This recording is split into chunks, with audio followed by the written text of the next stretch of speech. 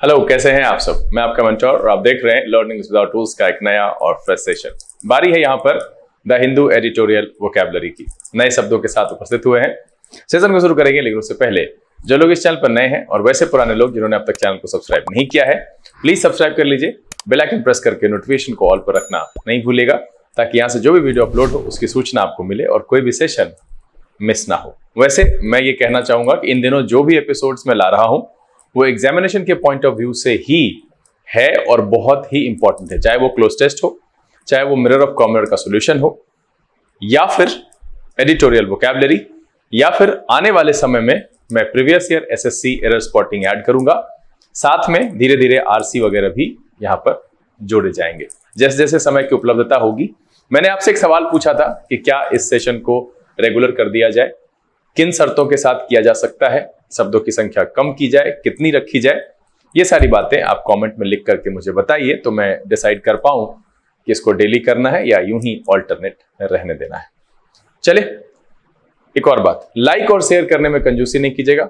साथ में वीडियो भगा भगा करके नहीं देखिएगा, क्योंकि शब्दों को सुनना बहुत जरूरी है। चले सेशन की शुरुआत करते हैं।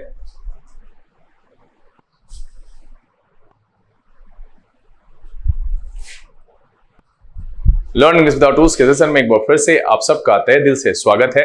उम्मीद है आप सब तैयार हैं। तो चलिए फटाफट सेशन की शुरुआत करते हैं और लाए गए वर्ड्स को बारी बारी से आपके सामने रखते हैं। आज के सेशन का जो पहला वर्ड है वो है एब्जेक्ट।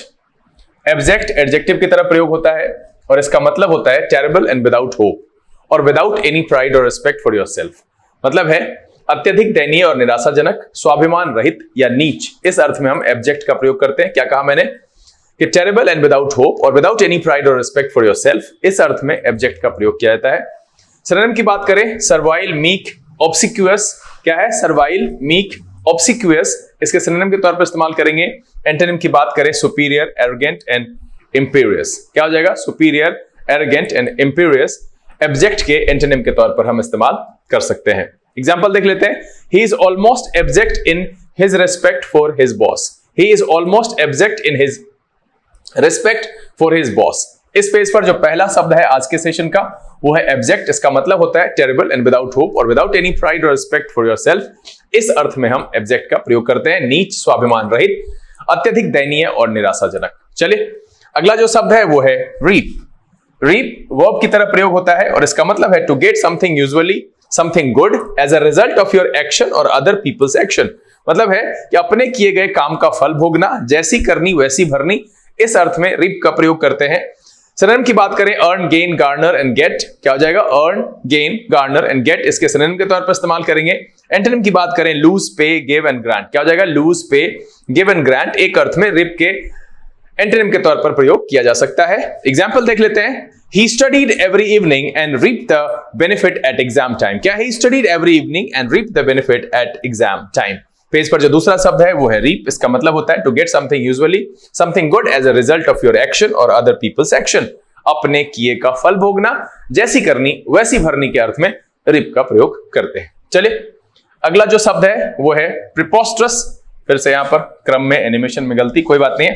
प्रिपोस्टरस एक एडजेक्टिव की तरह इस्तेमाल होता है। इसका मतलब होता है silly, ridiculous, not to be taken seriously. क्या है? मूर्खतापूर्ण, हास्यास्पद, गंभीरता से लेने योग्य नहीं, जिसको सीरियसली ना लिया जाए। मतलब किसी बात को, मतलब होता है ना कि कोई ऐसा ऐसी घटना हो गई, कुछ ऐसा बात हो गई जिसको कि सीरियसली हमने लिया, उसको माइंड किया, सोचा, ऐसा कुछ भी नहीं हो, उसके लिए प्रिपोस्टरस का इस्तेमाल करते हैं। इसका मतलब होता है silly, ridiculous, not to be taken seriously. Synonym की बात करें, एब्सर्ड, रिडिकुलस एंड ल्यूडिक्रस। क्या हो जाएगा? एब्सर्ड, रिडिकुलस एंड ल्यूडिक्रस, इसके सिनोनिम के तौर पर इस्तेमाल करेंगे। एंटोनिम की बात करें, रीजनेबल, सेंसिबल एंड लॉजिकल। क्या हो जाएगा? रीजनेबल, सेंसिबल एंड लॉजिकल प्रिपोस्टरस के एंटोनिम के तौर पर इस्तेमाल किया जा सकता है। एग्जाम्पल देख लेते हैं। It was a preposterous idea and no one took it seriously। क्या है? It was a preposterous idea and no one took it seriously। तो यहां पर यूं तो ये पेज का दूसरा शब्द है, लेकिन अभी आया है पहली बार। Preposterous, silly, ridiculous, not to be taken seriously, मूर्खतापूर्ण, हास्यास्पद, गंभीरता से लेने योग्य जो नहीं हो, उसके लिए हम यूज करते हैं प्रिपोस्टरस का। सेशन का जो अगला वर्ड है वो है आउटराइट। ये एडजेक्टिव और एडवर्ब दोनों तरीके से इस्तेमाल होता है और इसका मतलब होता है open and direct, in an open and direct way और complete and clear, completely and clearly. चूंकि ये एडजेक्टिव और एडवर्ब दोनों तरीके से हो रहा है, इसलिए दोनों अर्थ है, साफ साफ और सीधा, खुले और सीधे तौर पर या स्पष्टतया, इस अर्थ में हम यूज करते हैं आउटराइट का। सिनोनिम की बात करें, explicitly, directly, openly and frankly. क्या हो जाएगा? Explicitly, openly, directly and frankly इसके सिनोनिम के तौर पर इस्तेमाल करेंगे। एंटोनिम की बात करें, implicitly, vaguely and indirectly। क्या हो जाएगा? implicitly, vaguely and directly इसके डायरेक्टली नहीं, इनडायरेक्टली ना, इनडायरेक्टली इसके एंटोनिम के तौर पर इस्तेमाल किया जा सकता है। आउटराइट का मतलब होता है open and direct, in an open and direct way, और कंप्लीट एंड क्लियर, कंप्लीटली और क्लियरली। चूंकि एडजेक्टिव और एडवर्ब है इसलिए सब मीनिंग में फेरबदल है। ये नाउन प्रोनाउन, नाउन को भी क्वालिफाई कर सकता है, वो एडजेक्टिव को भी क्वालिफाई कर सकता है, मतलब इसमें एडजेक्टिव और एडवर्ब दोनों के गुण हैं। एग्जांपल देख लेते हैं, she told them outright what she thought about it. She told them outright what she thought about it. यहां पर जो पहला शब्द है स्पेस का आया दूसरी दफा। आउटराइट मतलब होता है open and direct, in an open and direct way, और कंप्लीट एंड क्लियर, कंप्लीटली और क्लियरली, साफ तौर पर, स्पष्टतया, खुले तरीके से, खुले और सीधे तौर पर, इस अर्थ में हम यूज करते हैं आउटराइट का। दूसरा जो वर्ड है यहां पर प्रीपोस्टरस, इसका मतलब होता है silly, ridiculous, not to be taken seriously, मतलब है हास्यास्पद, मूर्खतापूर्ण या गंभीरता से जिसे न लिया जाए, गंभीरता से ना लेने योग्य, उसको कहते हैं प्रीपोस्टरस। चलिए अगला जो शब्द है वो है ऑर्केस्ट्रेट। ऑर्केस्ट्रेट वर्ब की तरह प्रयोग होता है और इसका मतलब होता है to plan and organise something carefully and sometimes secretly in order to achieve a desired result. मतलब है कोई अगर वांछित रिजल्ट है, कोई मनोवांछित जो मेरी इच्छा है वैसा रिजल्ट हो, उसके लिए किसी चीज को ऑर्गेनाइज करना, प्लान करना केयरफुली, कभी कभी गुप्त रूप से जो है ऑर्गेनाइज करना, उसके लिए हम यूज करते हैं ऑर्केस्ट्रेट। आपने सुना होगा ऑर्केस्ट्रा एक कार्यक्रम होता है नाच गान और संगीत का, तो वो प्रदर्शन एक तरह का होता है, योजना बनाना, प्लानिंग होती है। तो ऑर्केस्ट्रा को आप, ऑर्केस्ट्रेट को उसी से याद रख सकते हैं कि प्रदर्शित करना, प्लान, योजना, ऑर्गेनाइज करना something carefully sometimes secretly in order to achieve a desired result, मतलब है योजना बनाना और गुप्त रूप से आयोजित करना। इस अर्थ में हम ऑर्केस्ट्रेट शब्द का इस्तेमाल करते हैं। सिनोनिम की बात करें, अरेंज, मैनेज एंड ऑर्गेनाइज। क्या हो जाएगा? Arrange, manage and organise. Antonym की बात करें, डिसरप्ट, डिस्टर्ब एंड स्क्रैम्बल। क्या हो जाएगा? डिसरप्ट, डिस्टर्ब एंड स्क्रैम्बल इसके एंटोनिम के तौर पर हम इस्तेमाल कर सकते हैं। एग्जांपल देख लेते हैं, the White House orchestrated a series of events to showcase the president on the global stage.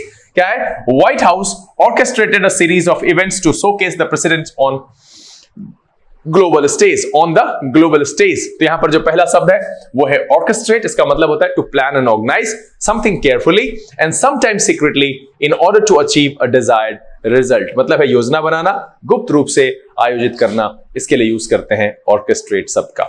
चलिए अगला जो शब्द है वो है एडवर्सरी। एडवर्सरी नाउन की तरह इस्तेमाल होता है और इसका मतलब होता है एन एनिमी और an opponent in a competition.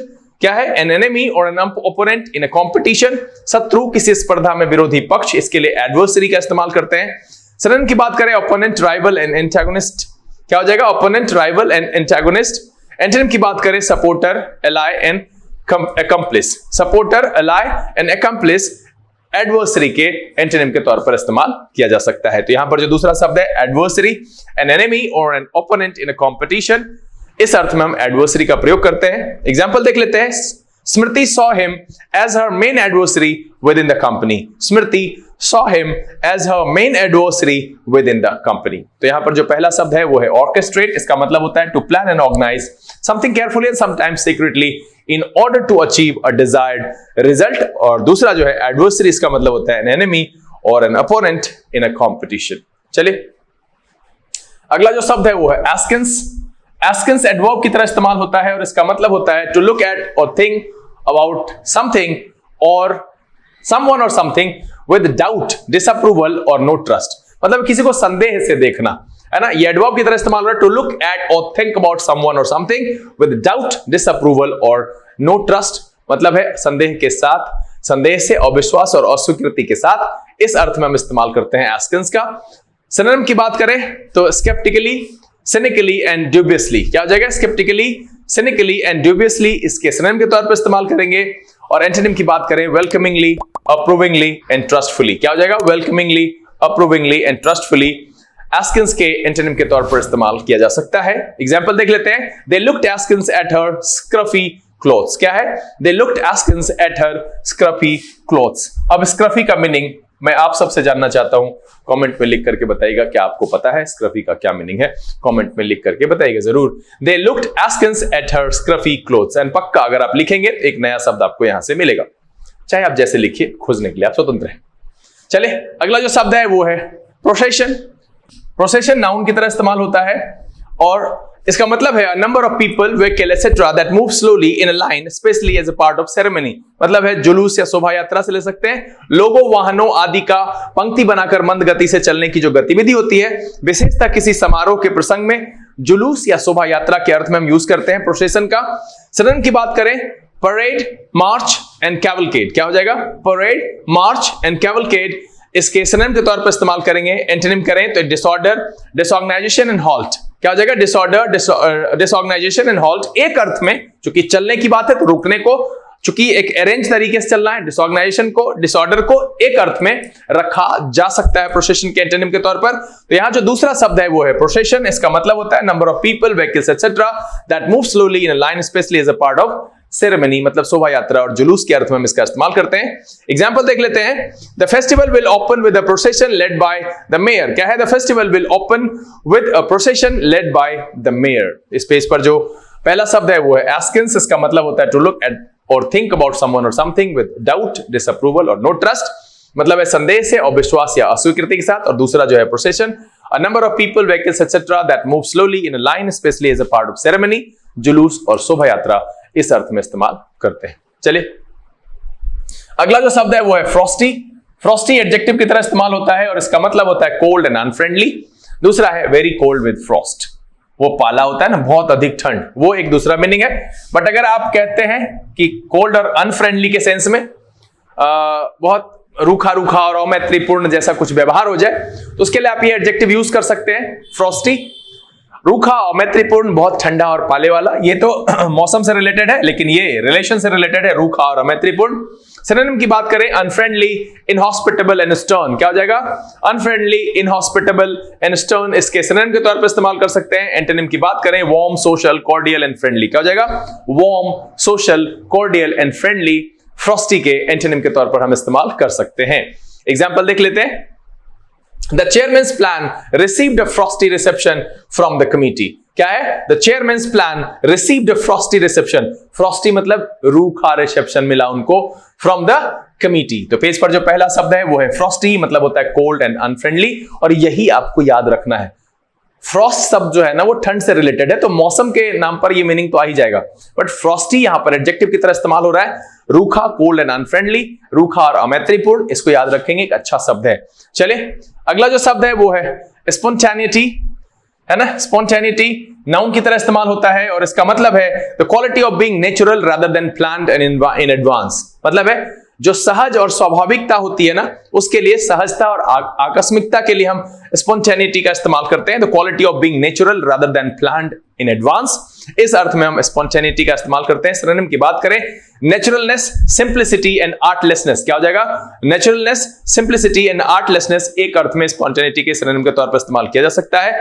Antonym की बात करें, आर्टफुलनेस, सिनिसिज्म एंड सोफिस्टिकेशन। क्या हो जाएगा? आर्टफुलनेस, सिनिसिज्म एंड सोफिस्टिकेशन एक अर्थ में स्पॉन्टेनिटी के एंटोनिम के तौर पर इस्तेमाल किया जा सकता है। एग्जाम्पल देख लेते हैं। When I first met Priya, I was immediately impressed by her confidence and spontaneity. क्या है? When I first met Priya, I was immediately impressed by her confidence and spontaneity. Spontaneity का मतलब होता है the quality of being natural rather than planned in advance. है ना? मतलब है सहजता और आकस्मिकता। चलिए अगला जो शब्द है वो है सैटर। सैटर वर्ब की तरह इस्तेमाल होता है और इसका मतलब होता है टू डिस्ट्रॉय समथिंग कंप्लीटली। फिर से सत्यानाश कर देना, मतलब है किसी वस्तु को पूर्णतः नष्ट कर देना, छिन्न भिन्न कर देना, इस अर्थ में हम सैटर का प्रयोग करते हैं। सिनोनिम की बात करें, ऑगमेंट, बुलडोज एंड डेवास्टेट। क्या हो जाएगा? ऑगमेंट, बुलडोज एंड डेवास्टेट सैटर के सिनोनिम के तौर पर इस्तेमाल करेंगे। एंटोनिम की बात करें, build, construct, create and help. अब कल मैंने एक शब्द बताया था इसी के लिए, सत्यानाश करने के अर्थ में, पूरी तरह से बर्बाद करने के अर्थ में। मैं चाहता हूं कि वो कमेंट में आप सब लिखिए, मुझे बहुत खुशी होगी, मुझे पता चलेगा कि आपने वो पढ़ा है। और उसके पहले भी एक शब्द कराया था मैंने उसके पहले एपिसोड में, तो कल वाले को लिखिए, यानी 15 तारीख वाले में जो लिखाया है उसको लिखिए कि किसी वस्तु को पूर्णतः नष्ट कर देना, बर्बाद कर देने के लिए मैंने कौन सा शब्द बताया था। यहां तो बताया है सैटर। और सिनोनिम क्या है? Augment, bulldoze and devastate. Antonym है build, construct, create and help. चले एग्जांपल देख लेते हैं। Her hopes were shattered by the news. क्या है? Her hopes were shattered by the news. चलिए अगला जो शब्द है वो है प्रिकैरियस। प्रिकैरियस एक एडजेक्टिव की तरह प्रयोग होता है। प्रिकैरियस का मतलब है नॉट सेफ और सर्टेन, यानी डेंजरस। क्या है? नॉट सेफ और सर्टेन मतलब डेंजरस, असुरक्षित या अनिश्चित, खतरनाक। इस अर्थ में प्रिकैरियस का इस्तेमाल करते हैं। सिनोनिम की बात करें, डेंजरस, हैजार्डस एंड पेरिलस। क्या हो जाएगा? डेंजरस, हैजार्डस एंड पेरिलस इसके सिनोनिम के तौर पर इस्तेमाल करेंगे। एंटोनिम की बात करें, सेफ, स्टेडी से 2 बार लिखा गया, चलिए इसको हटा दीजिए। Safe, steady and innocuous. क्या हो जाएगा? Safe, steady and innocuous precarious के एंटोनिम के तौर पर हम इस्तेमाल कर सकते हैं। फटाफट एग्जांपल देख लेते हैं। Many borrowers now find themselves caught in a precarious financial position. क्या है? Many borrowers now find themselves caught in a precarious financial position. Precarious का मतलब है असुरक्षित, अनिश्चित और खतरनाक। नॉट सेफ और सर्टेन, डेंजरस, इस अर्थ में हम इस्तेमाल करते हैं प्रिकैरियस का। चलिए अगला जो शब्द है वो है फिefdom। ये नाउन की तरह इस्तेमाल होता है और इसका मतलब होता है अ टेरिटरी और sphere of operation controlled bye particular person और ग्रुप। मतलब है कोई भी जो टेरिटरी है, कोई क्षेत्र है, कोई ऑपरेशन का दायरा है जो किसी एक व्यक्ति या ग्रुप के द्वारा कंट्रोल किया जाता है, उसको कहते हैं फिefdom। मतलब है जहां पर उसकी मिल्कियत है, जहां उसकी जागीर है, वो कुछ भी कर सकता है, उस इलाके का मालिक है। जागीर नहीं, जागीर। और मिल्कियत, सिनोनिम की बात करें, area, realm, domain and field. क्या हो जाएगा? Area, realm, domain and field fiefdom के सिनोनिम के तौर पर इस्तेमाल करेंगे। एंटोनिम की बात यहां पर नहीं की है, मैंने छोड़ दिया है, क्योंकि जागीर है उसको उस किस अर्थ में रखा जा सकता है, सिचुएशन के हिसाब से ऐसा आएगा तो देखेंगे। लेकिन यहां पर जो पहला शब्द है फिefdom, इसका मतलब है टेरिटरी ऑफ स्फीयर, टेरिटरी और sphere of operation controlled by a particular person और ग्रुप। एग्जांपल देख लेते हैं फटाफट। A mafia boss who has turned the town into his private fiefdom. क्या है? A mafia boss who has turned the town into his private fiefdom. यहां पर जो पहला शब्द है फिefdom का मतलब होता है अ टेरिटरी और sphere of operation controlled by a particular person और ग्रुप। चलिए अगला जो शब्द है वो है क्रूसिबल। क्रूसिबल नाउन की तरह प्रयोग होता है और इसका मतलब होता है प्लेस और सिचुएशन इन विच पीपल और ideas are tested, often creating something new और एक्साइटिंग इन द प्रोसेस। मतलब है कि व्यक्तियों या विचारों की कड़ी परीक्षा जिसमें प्राय नई बात सामने आती है, उसके लिए हम क्रूसिबल शब्द का इस्तेमाल करते हैं। प्लेस और सिचुएशन इन विच पीपल और ideas are tested, often creating something new और एक्साइटिंग इन द प्रोसेस। मतलब ऐसे में कुछ निकल करके नया ही सामने आता है, व्यक्तियों या विचारों की कड़ी परीक्षा जिसमें प्राय नई बातें सामने आती है, ऐसे के लिए हम यूज करते हैं क्रूसिबल। सिनोनिम की बात करें, ordeal, trial, test and trouble. Ordeal, trial, test and trouble. Antonym यहां पर मुझे लगा नहीं इसलिए मैंने डाला नहीं। एग्जांपल देख लेते हैं। He is ready to face the crucible of the Olympics. क्या है? He is ready to face the crucible of the Olympics. मतलब है टेस्ट किसी भी तरह का जहां पर कि कुछ नया ही मिलेगा उसको। तो क्रूसिबल यहां पर दूसरा शब्द है अ प्लेस और सिचुएशन इन विच पीपल और ideas are tested, often creating something new और एक्साइटिंग इन द प्रोसेस। इस अर्थ में हम यूज करते हैं क्रूसिबल का। चलिए अगला जो शब्द है वो है जंक्चर। जंक्चर नाउन की तरह इस्तेमाल होता है और इसका मतलब है a particular point of time और stage in a series of events. मतलब है पर्टिकुलर पॉइंट ऑफ टाइम और stage in a series of events. Series of events का कोई पर्टिकुलर पॉइंट ऑफ टाइम या कोई स्टेज, उसके लिए यूज करते हैं जंक्चर। समय, परिस्थिति या मोर। सिनोनिम की बात करें, point of time, moment, critical point. यहां पर भी मुझे एंटोनिम लगा नहीं।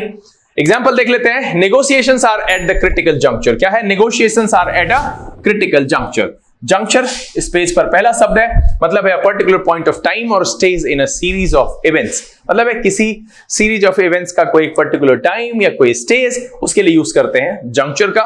Negotiations are at a critical juncture. Synonym क्या है? Point of time, moment, critical point. चले अगला है डाइवर्जेंस। डाइवर्जेंस एक नाउन की तरह इस्तेमाल होता है। डाइवर्जेंस का मतलब है situation in which two things become different और डिफरेंस बिटवीन देम इंक्रीजेस। मतलब है भिन्नता, भेद, विरोध, असहमति। यहां पर देखिए इस चीज को भी ध्यान रखिएगा कि डाइवर्जेंस का मतलब होता है जहां डिफरेंस बढ़े। A situation in which two things become different और the difference between them increases, इस अर्थ में हम यूज करते हैं डाइवर्जेंस का।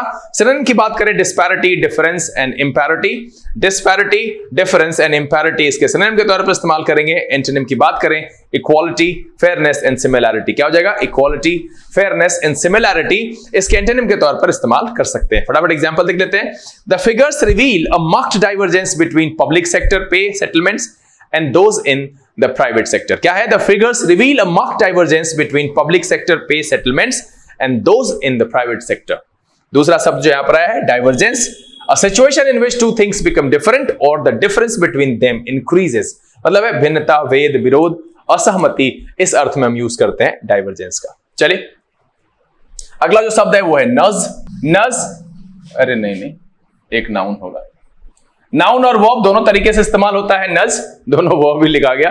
नज नाउन और वर्ब दोनों तरीके से इस्तेमाल होता है। टू इनकरेज और persuade someone to do something in a way that is gentle rather than forceful और डायरेक्ट। देखिए, एक तो यहां पर है ना, किसी को कुछ चीज को करने के लिए मनाना, इनकरेज करना, लेकिन जेंटली, फोर्सफुल नहीं होना चाहिए। That is gentle rather than forceful और डायरेक्ट। अब हम ऐसे कोहनी से करते हैं ना, उसके लिए भी नज का प्रयोग करते हैं। प्रेरित करना, ले जाना, या कोहनी से छूना, जोर से नहीं, जेंटली, ये बोलो ऐसा करते हैं। कई बार ऐसा दोस्तों के बीच में ऐसा होता है, और कहां होता है सब आप समझ सकते हैं। तो नज का मतलब है टू एनकरेज और persuade someone to do something in a way that is gentle rather than forceful और डायरेक्ट। इस अर्थ में हम नज का प्रयोग करते हैं, प्रेरित करना, ले जाने के अर्थ में। सिनोनिम की बात करें, prompt, encourage, coax and prod, क्या हो जाएगा? Prompt, encourage, coax and prod इसके सिनोनिम के तौर पर इस्तेमाल करेंगे।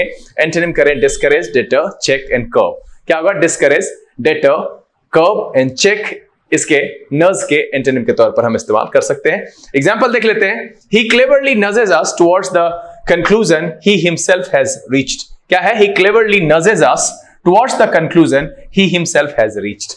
और देखिए कितना अच्छा सेंटेंस यहां पर है कि भैया वो जो कंक्लूजन खुद में जहां पर पहुंचा है, वो हमको वहां, हम लोगों को नज कर रहा है, धीरे धीरे मनाने, ले जाने की कोशिश कर रहा है। He cleverly nudges us towards the conclusion he himself has reached। इस पेज पर जो पहला शब्द है वो है नज। नज का मतलब है to encourage or persuade someone to do something in a way that is gentle rather than forceful or direct। चलिए अगला जो शब्द है वो है फेड अवे। फेड अवे एक फ्रेजल वर्ब है, और इसका मतलब होता है to disappear slowly from sight, hearing, memory, और to slowly disappear, lose importance और बिकम वीकर, धीरे धीरे महत्व खोना, धीरे धीरे लुप्त हो जाना, याददाश्त, दृष्टि और श्रवण से, और कम होना, इस अर्थ में भी हम फेड अवे का इस्तेमाल करते हैं। सिनोनिम कह लें abate, curtail, decline, lessen. Abate, curtail, decline and lessen इसके सिनोनिम के तौर पर इस्तेमाल करेंगे। एंटोनिम की बात करें develop, grow, raise and increase, क्या हो जाएगा? Develop, grow, raise and increase fade away के एंटोनिम के तौर पर हम इस्तेमाल कर सकते हैं। फटाफट एग्जांपल देख लेते हैं। The voices became louder and closer and then faded away again. The voices became louder and closer and then faded away again. यहां पर जो दूसरा शब्द है वो एक फ्रेजल वर्ब है, fade away।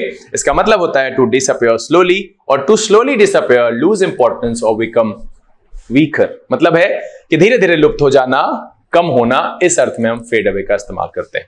चलिए अगला जो शब्द है वो है डिस्योर।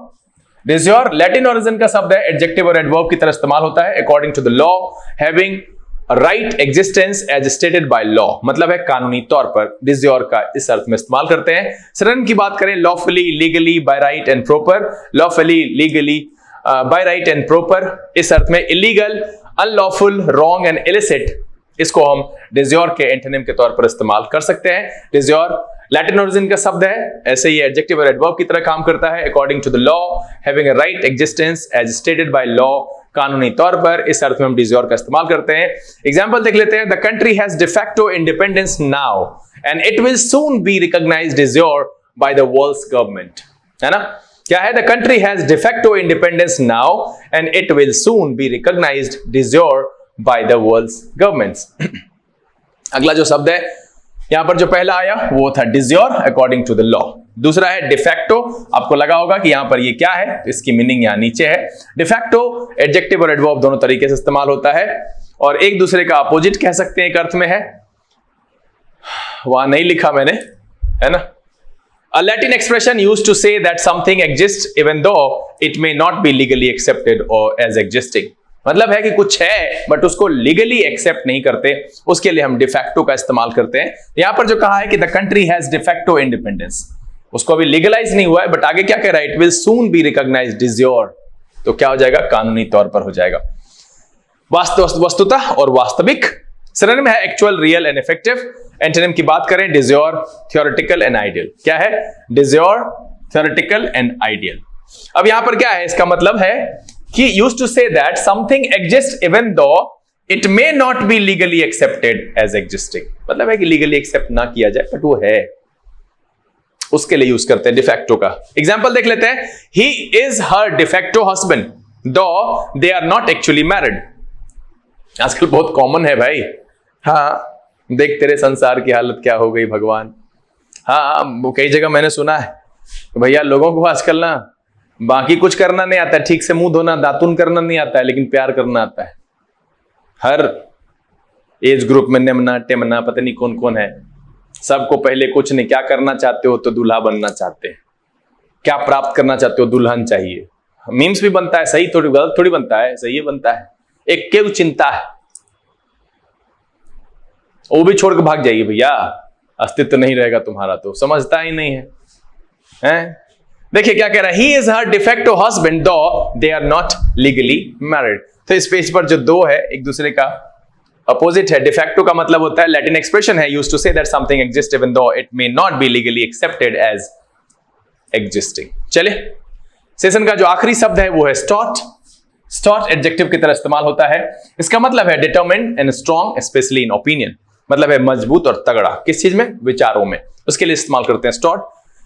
सिनोनिम के वेगरस, स्टेडफास्ट एंड स्टॉन्च, क्या हो जाएगा, वेगरस, स्टेडफास्ट एंड स्टॉन्च इसके सिनोनिम के तौर पर इस्तेमाल कर सकते हैं। एंटोनिम की बात करें, weak, feeble, fragile and frail, क्या हो जाएगा, weak, feeble, fragile and frail stout के एंटोनिम के तौर पर हम इस्तेमाल कर सकते हैं। एग्जांपल देख लेते हैं, he was the brains and the stout heart behind the best of these stories. क्या है, he was the brains and the stout heart behind the best of these stories. इस पेज पर जो पहला शब्द है सेशन का आखिरी शब्द है स्टॉट, इसका मतलब होता है determine strong specially in opinion, विचारों में मजबूत और तगड़ा, इस अर्थ में यूज करते हैं स्टॉट का। उम्मीद तो यह है कि सेशन में जो 21 शब्द रखे गए सबके सब आपके लिए मजेदार थे, नए थे और सीख करके बहुत खुशी मिली, बहुत मजा आया और ये वीडियो फाइनली आपको बहुत पसंद आया। अगर ये वीडियो अच्छा लगा आप इसको लाइक कर दीजिए, अब तक चैनल सब्सक्राइब नहीं किया है तो प्लीज सब्सक्राइब कर लीजिए, बेल आइकन प्रेस करके नोटिफिकेशन कॉल पर रखना नहीं भूलिएगा। समय यहां से बिता लेने का, बहुत जल्द इस तरह के एपिसोड के साथ फिर आपके सामने उपस्थित होंगे। तब तक के लिए आप घर में रहिए, अपना और अपने परिवारजनों का ख्याल रखिए, खुश रहिए, मस्त रहिए, लेकिन पढ़ते लिखते जरूर रहिएगा। Learning is the rules so this is VK Singh signing off. Keep reading, keep practising. Thank you, God bless you.